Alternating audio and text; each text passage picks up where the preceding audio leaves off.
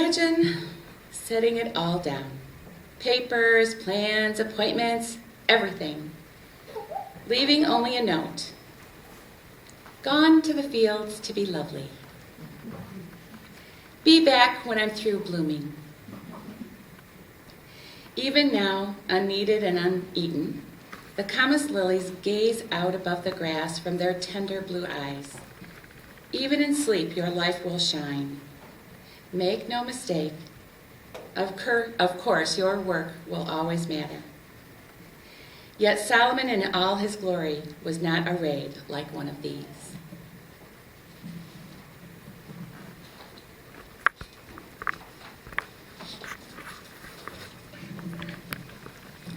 Dear ones, happy Easter morning to one and all. Happy April, happy springtime. Here's to blossoming and greenness. Here's to mud luscious time, the unfolding of the new. Here's to that which is life-giving, and here's to the tenacity of life renewed. And here's to the particular blessing that we are given, that of our being in it together, as we are called to build and to become and to be beloved community in the best ways possible together.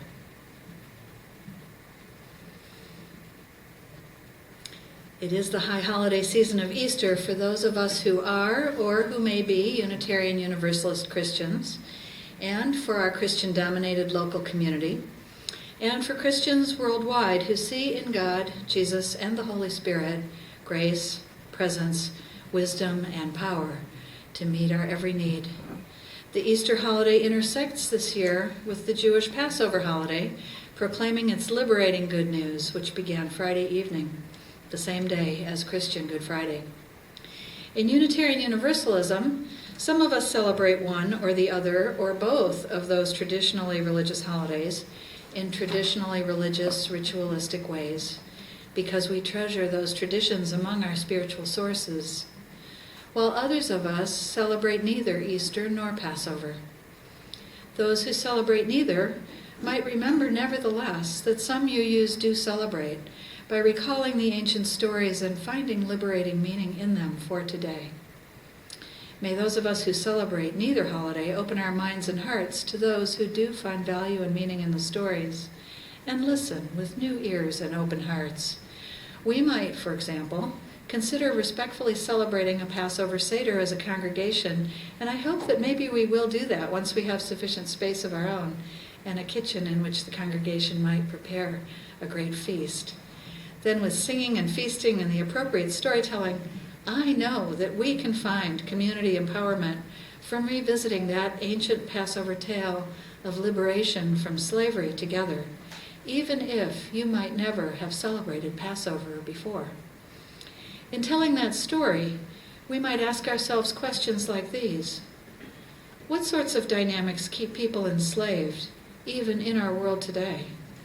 How might those slaves be liberated? What can we do to help that to happen? And on another level of thinking, what enslaves us in our time? And how might we get free? Out of bondage or brokenness comes the achievement of freedom or healing.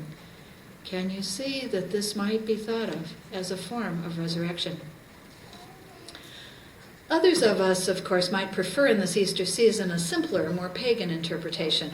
Some of us might prefer to focus simply on the turning of the seasonal wheel, the coming of the warm days of spring out of the coldness of winter, as you heard in the reading, the bud coming to bloom, the beauty in the blossoming of trees and shrubbery and flowers, the unfurling of tender shoots and tiny new leaves, the awesome emergence of chicks and ducklings and baby birds from eggshells, the delight-filled visitation of the Easter bunny, and the planting of gardens yet to be planted. This too is a form of resurrection, a reassurance that after the apparent lifelessness of frozen cold winter, the life surge of rebirth and warm sunshine comes with spring. Well worth joyfully celebrating, in my estimation. Life renewed. Life goes on full throttle. Life overcomes death even. This is the way that Easter was celebrated in my Unitarian Universalist family of origin, without any mention at all of crucifixion or miraculous bodily resurrection of Christ, but with much praise for the forces of nature in the season of spring and the fun of a hunt for candy eggs that the Easter Bunny brought to us. And I think perhaps, in hindsight, that is a very appropriate way to celebrate this holiday with children who have plenty of time later in life to learn of human cruelties, torture, and executions and such. For that is what the story of Jesus and his Easter resurrection is on its face, a story of resistance to authority and of capital punishment, only to have love and truth prevail. According to the Gospel book of Mark, affirmed as well in the later books of Matthew and Luke, but interestingly not in the fourth Gospel that was written later, the book of John, it was the Passover that Jesus and his disciples were celebrating at the Last Supper on that Thursday evening of Holy Week, the day before his execution, on what's come to be known as Good Friday. Jesus was a Jew, as you recall, and so it was quite fitting and proper that he celebrate the remembrance of Passover liberation, commemorating the freeing of the Israelites from bondage in Egypt, celebrating it with his friends, his closest followers, as a part of their shared Jewish faith and practice. They were celebrating, despite all the clues he'd been given, that he was, in fact, doomed. I think in his heart he probably did know what was coming. Remember me, he was saying to them over that Last Supper. I'd like to think that he was saying something like, tell them I said yes to life. Tell them I said yes to truth. Tell them I said yes to love, as we sang just last week in one of the Unitarian Universalist hymns, I Love the Best, hymn number 6 in our hymnal. I'd like to think he was commending to them, and through the ages to us, the lessons of his teaching of love and justice to help heal a hurting world, much more than asking to be personally worshipped in what he said to his followers and to his friends.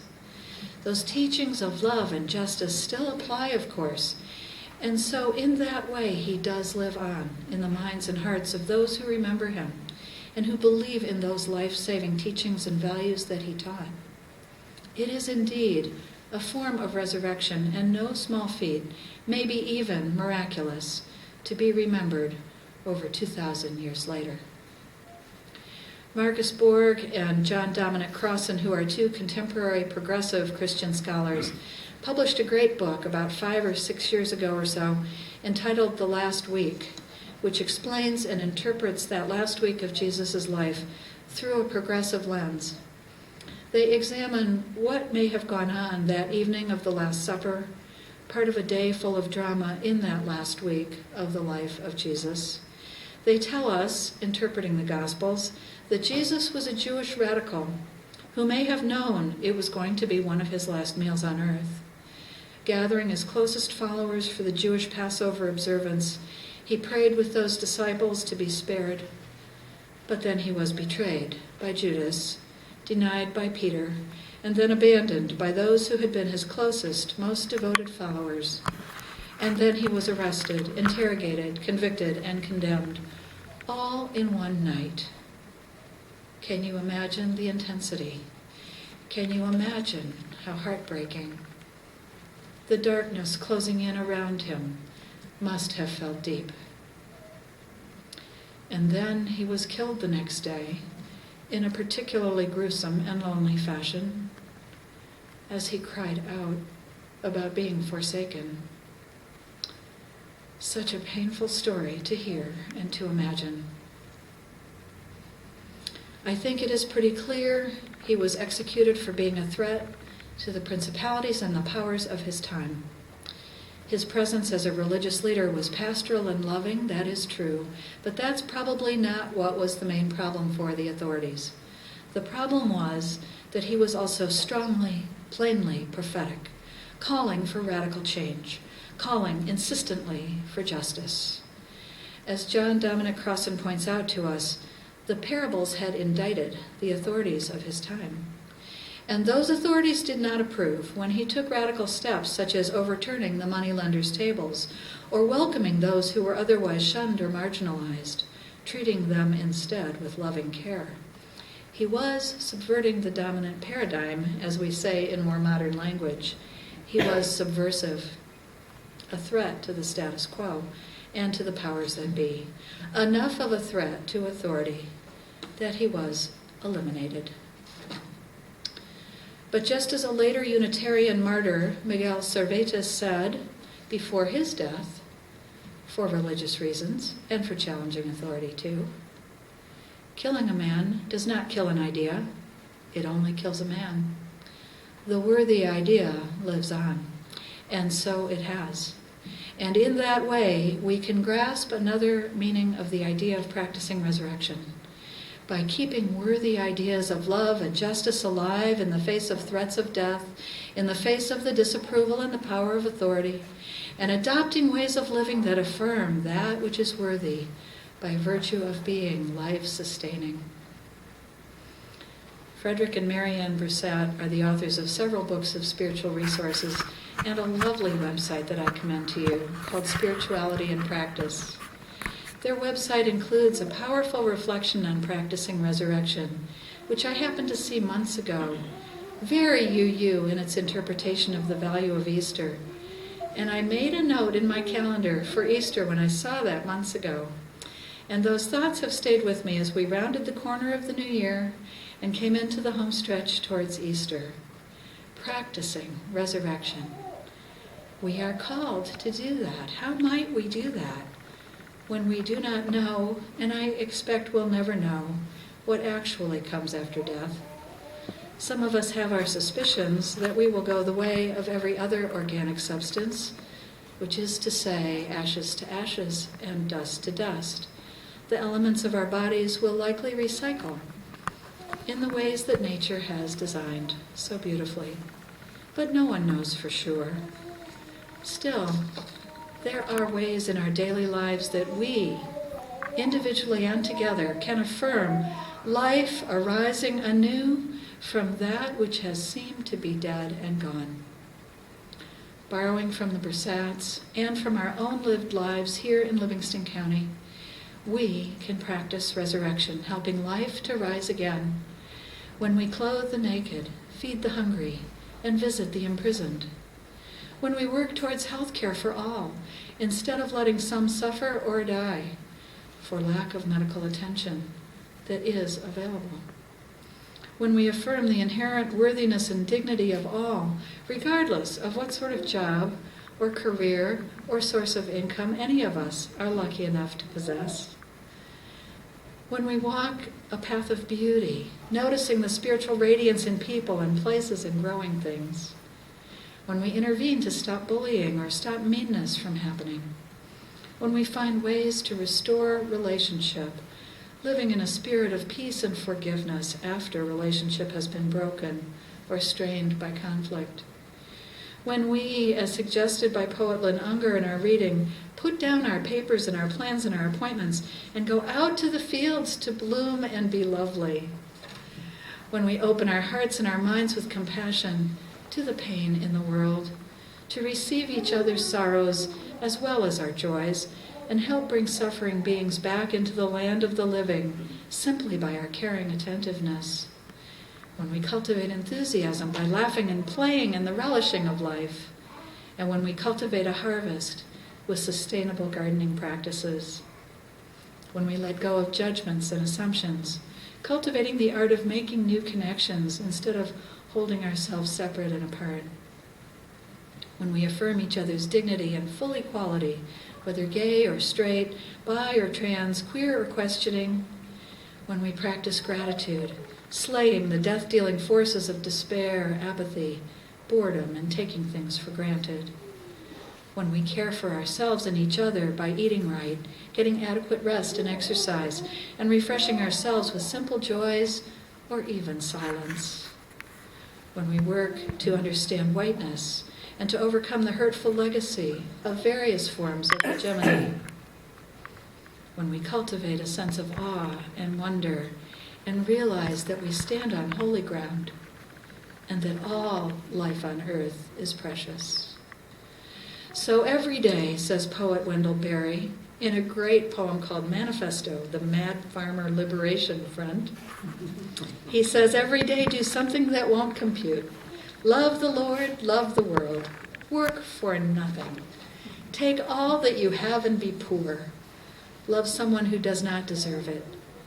Denounce the government and embrace the flag. Hope to live in that free republic for which it stands. Ask the questions that have no answers, he goes on. Invest in the millennium. Plant sequoias. Say that your main crop is the forest that you did not plant and that you will not live to harvest. Say that the leaves are harvested when they are rotted in the mold, and call that the prophet. And finally he says, go with your love to the fields. Lie down in the shade. Rest your head in her lap. Swear allegiance to what is nighest your thoughts. As soon as the generals and the politicos can predict the motions of your mind, lose it. Leave it. Leave it as a sign to mark the false trail, the way you didn't go. Be like the fox who makes more tracks than necessary, some in the wrong direction. And he concludes, practice resurrection. Ah, yes, there it is again. Practice resurrection. So may we all, and may we know the joy in doing so. Out of death and despair, new hope, new life. L'chaim, to life. Amen, and blessed be.